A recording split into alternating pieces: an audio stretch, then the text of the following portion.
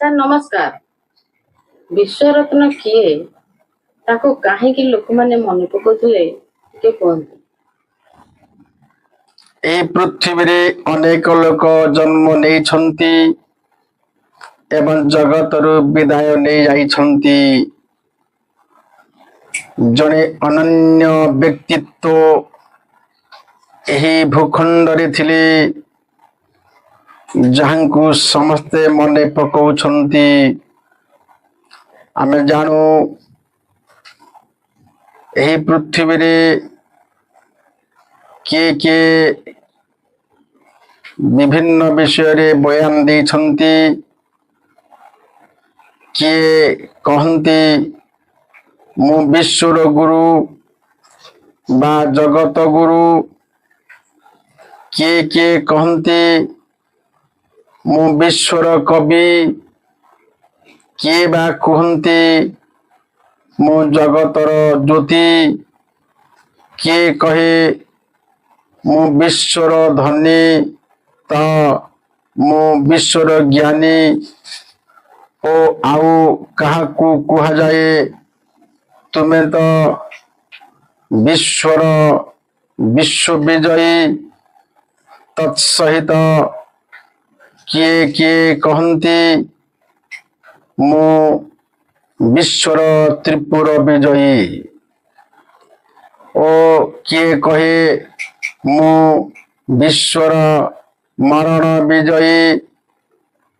ପୁଣି କାହାକୁ କୁହାଯାଏ ତ ତୁମେ ଜଗତର ନାଥ।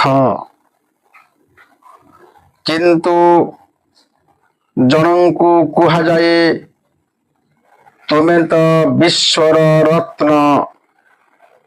ସେ ବିଶ୍ୱର ରତ୍ନ ହେଉଛନ୍ତି B.R. ଡକ୍ଟର ଆମ୍ବେଦକର।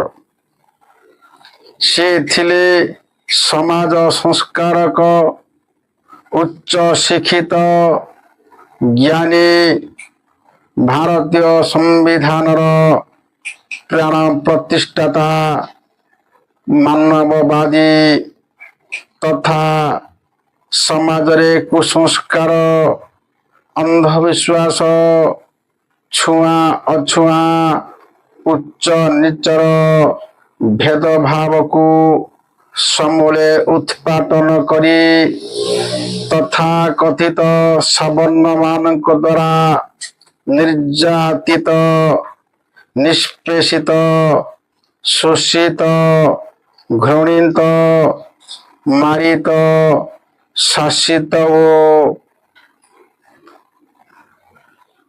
ଅପମାନିତ ହୋଇଥିବା ଅସବର୍ଣ୍ଣମାନଙ୍କ ନିମନ୍ତେ ସାଜିଥିଲେ ଦେବଦୂତ।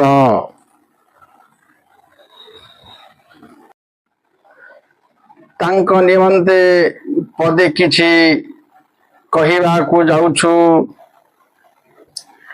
ତୁମ ପାଇଁ ଆମେ ପାଇଛୁ ସମ୍ମାନ, ତୁମେ ଅଟ ନାରୀ ମୁକ୍ତିର କାରଣ। ଅସହାୟର ବଳ, ତୁମେ ନିରୀହର ଶକ୍ତି। ତୁମ ପାଦ ତଳେ ଥାଉ ସଦା ଆମ ଭକ୍ତି। ସମାନତା ଦେଲ ସମ୍ବିଧାନ ଲେଖି, ପ୍ରହାର କରିଲ ପାଖଣ୍ଡତା ଭାଙ୍ଗି। ତୁମେ ଅସ୍ପୃଶ୍ୟହାରୀ ଜ୍ଞାନର ପୂଜାରୀ, ତୁମେ ବାସ୍ତବବାଦୀ ଘୃଣ୍ୟ ପ୍ରଥାର ବିରୋଧୀ। ପୃଥିବୀରେ ତୁମ ପରି ହେବ କିଏ ସରି, ଅଧିକାର ଦେଲ ସବୁ ଦୁଃଖ ସହ୍ୟ କରି।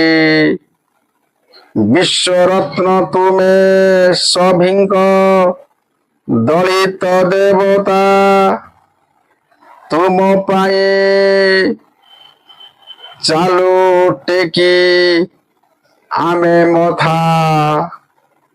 ଛୁଆଁ ଅଛୁଆଁ କୁପ୍ରଥାକୁ ବିରୋଧ କରିଲ, ସଭିଙ୍କ ଭିତରେ ସମାନତା ବାଣ୍ଟି ଦେଲ। ଶିକ୍ଷା ସ୍ୱାସ୍ଥ୍ୟ ସଂଗଠନଙ୍କୁ ଦେଇକି ପ୍ରାଧାନ୍ୟ ଅନୁଚ୍ଛେଦ ଲେଖିଗଲ ତୁମେ ଭଗବାନ। କଲମଙ୍କୁ ଅସ୍ତ୍ର କରି ସଭିଙ୍କୁ ଜିଣିଲ।